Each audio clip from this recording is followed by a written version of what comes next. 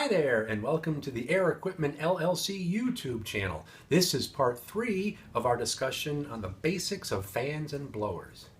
Now let's talk about fan curves. A fan curve is a graphical representation of the performance of a fan at a particular RPM. And all fans, regardless of the size, a little small bathroom fan and a 200,000 CFM big industrial blower, they all can be demonstrated, their performance can be shown on a fan curve. If we look at the curve here, the solid black line is the fan curve. That is the CFM versus static pressure. CFM is across the horizontal axis, the airflow, and then the resistance that the fan must overcome is the static pressure on the vertical axis, measured in inches of water column. The solid purple line is the horsepower versus CFM curve, horsepower being on the far right-hand vertical axis. The dotted black line is the system curve, and the dotted purple line is what we call the surge line, or more commonly known as the do not select line. We don't want to select the fan near or to the left of that surge line. So where the intersection of the system curve and the fan curve is, that is the performance of the fan. And in this case, it's doing 2,500 CFM against a ½ inch of pressure. So fan curves always slope from upper left down to lower right. And this makes sense that you're going to get the greatest airflow when there is the least resistance. So at 0 on the vertical left axis, you're going to get the most airflow. In this case, it looks like it's well over 3,000 CFM at 0 resistance. But when you add pressure to the system, when you add pressure to what the fan has to overcome to continue its airflow, the amount of air delivered will become less and less. That's why the curve goes back. If you go to the far right, and then it slopes to the upper left. Okay, with the fan curve, like I said, it is the performance of a particular fan at a particular RPM. If it turns out that our calculated system curve was not correct, in this case we thought it was going to be 0.5 inches of pressure, but let's say, for example, it turns out to be 0.7. When the fan is installed and connected to the system and starts operating, it sees 0.7 inches of pressure. Well, in that case, the intersection of the system curve and the fan curve is going to be up higher, and it's only going to deliver 2,100 CFM of airflow. On the other hand, say we install the fan and there's less pressure than anticipated. Let's just say, for discussion's sake, it was 0.3. If we look where 0.3 intersects with the fan curve, that's up at 2,800 CFM. More air than what we planned on. Now, if the actual airflow that the fan delivers is either more or less than what we want, the way we adjust to get the right airflow is to change the RPM of the fan. If the pressure is higher than we thought, we're getting less airflow, we have to increase the speed of the impeller to get more airflow, to get to the 2,500 we're hoping for.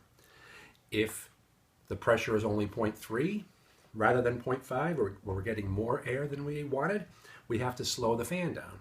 And whenever we change the RPM, what we're really doing is creating a new fan curve. It'll be parallel to the fan curve we see here, but just if it's a lower speed, it'll be brought in, coming in a little lower to the aiming down towards the left-hand lower corner. If it's a higher speed, then we're creating a new fan curve that's kind of parallel, but moving upward to the upper right-hand corner. The best way to understand what's happening when we change the speed of the fan is to look at the fan laws. The fan laws are telling us what's going to happen to our 3 main variables: airflow, pressure, and horsepower, whenever we change the speed of the fan. So the fan laws say that the CFM varies directly to any change in the RPM. In other words, if we increase the RPM 10%, we're going to get a 10% increase in airflow. However, when we change the speed, when we change the RPM, the impact on the pressure is that change squared. And the big one is whenever we change the speed, the impact on the horsepower needed to drive the fan is that change cubed. Big exponential impact. A real good way to understand this is, instead of looking at the formulas, let's look at an example. All right, let's say we have a fan, it's installed and it's running. It's spinning 1,000 RPM. This is our left-hand column here, initial condition. It's spinning 1,000 RPM.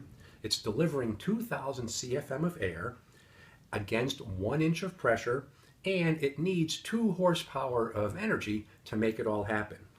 Now, if for whatever reason we can decrease the flow, let's say we have overnight hours or weekend conditions, reduced load, if we can slow down the flow, and if we want to reduce it 20%, then we reduce the speed 20% because RPM and CFM are directly related. So if we decrease it 20% down to 800 RPM, we will get 20% less airflow, 1,600 CFM.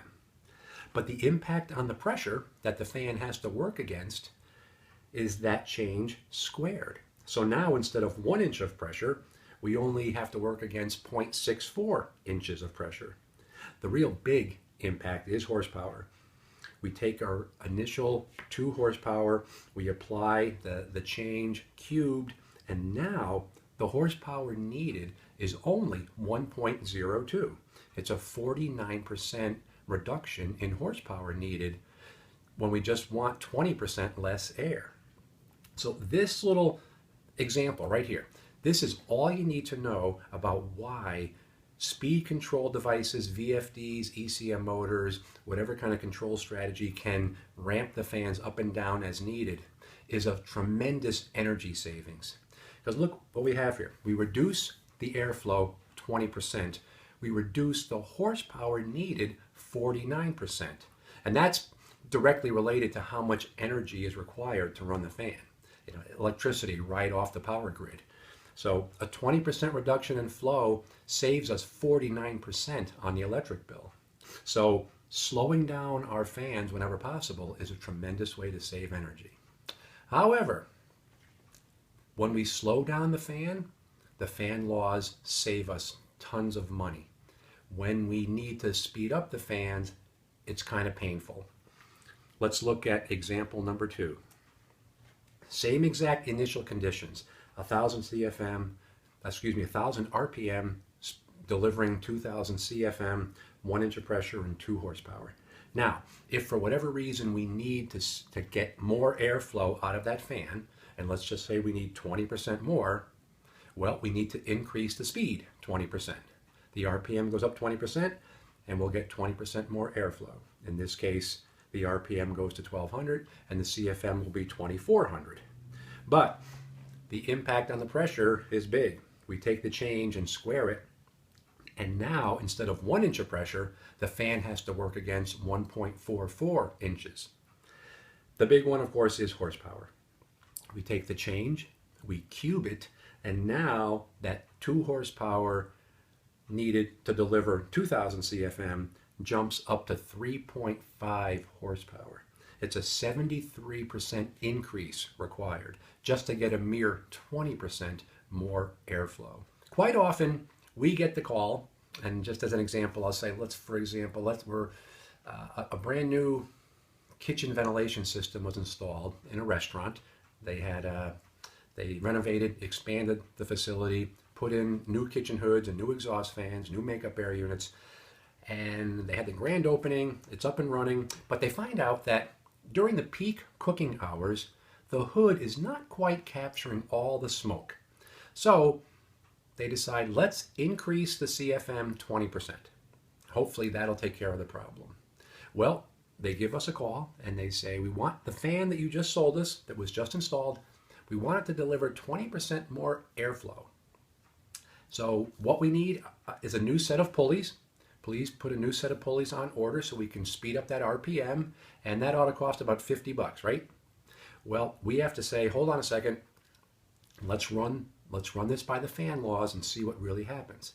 So when we input the data of the existing fan, how it's running, and we apply the fan laws for that 20% desired increase in CFM, we discover that the horsepower goes up 73%. And so what we have to say to this restaurant owner is, well, hold on a minute, the fan laws are not going to let us do that, because even though you only want to increase the speed of the fan 20%, it's going to require much more horsepower, and unfortunately, the fan you installed only has a 2 horsepower motor. So you need a bigger motor. And they don't make a 3.5 horsepower motor. The next size is 5 horsepower. So it's not just $50 for a new set of pulleys to speed up the fan. You need a whole new motor, and that's going to cost about $500. So the restaurant owner says to us, "Oh, you're kidding me. You mean I got to spend $500 for a brand new motor just to get 20% more CFM?" And then we get to be just like the late night infomercials on TV, and we get to say, "But wait, there's more." You see, Mr. Restaurant Owner, the fan that was installed doesn't have a motor compartment big enough to hold a 5 horsepower motor. So you actually need to get a brand new fan, and that's going to cost about $2,000. And now he's outraged, he's livid. $2,000, but wait, there's more. The new fan requires a new curb. You got to have the builder come back and cut a bigger hole in the roof. And the new fan requires all new electrical service, because a 5 horsepower motor needs a bigger circuit breaker, needs thicker gauge wire feeding it. So between the builder and the electrician, that could run another $15,000. So at this point, he doesn't know what to think, because he thought he was going to spend $50 for a new set of pulleys to speed up the fan, and now it looks like he's got to spend $15,000 just to get 400 more CFM. Well, in the real world, no building owner would ever spend that much money just to get 400 CFM. Quite often what they do is either nothing and just live with the problem of a little bit of smoke in the kitchen during peak cooking hours, or sometimes what they'll do is they can purchase not a 5 horsepower motor, but a 3 horsepower motor that will fit in the motor compartment, speed up the fan as much as possible. Instead of getting 400 CFM, maybe they'll get 250, and maybe that'll solve the problem. But when this happens, and we get a phone call like this, usually a couple times a year, when it happens, nobody's happy. The owner of the business is not happy, because he thinks, sometimes he accuses us of lying, that we're making this stuff up, and we have to say, no, it's just the fan laws, and we obey the law. That's just a fact of physics. He's not happy because he thinks it's a real simple fix to get the air he wants. We're not particularly happy because we've been on the phone for an hour with this guy, and we're getting accused of being liars, and there's really no easy solution to the problem. So the best way to avoid a situation like this is, when you're specifying fans, never pick the fan that's spinning at the highest RPM and maxing out the motor horsepower, and assuming that your design conditions are what is going to be found in the field. Always select a fan with a little room to move, maybe even a little bit more than a little room to move. And if the brake horsepower on your selection is 1.9, don't pick a 2 horsepower motor. Put a 3, maybe even a 5 in that fan, so there's plenty of horsepower if it's ever needed. Because quite often, once the fan's installed, it is determined that we need more CFM than planned. Or when the fan's installed, we thought it was going to be against 1 inch of pressure, it turns out it's 1.4. Either way, there's an exponential impact on horsepower required. So when selecting fans, always select a fan that's got some room to move, so you don't have these horrible situations like we run into far too often. So in our next segment, we're going to talk about some more exciting aspects of the basics of fans and blowers. So please stay tuned.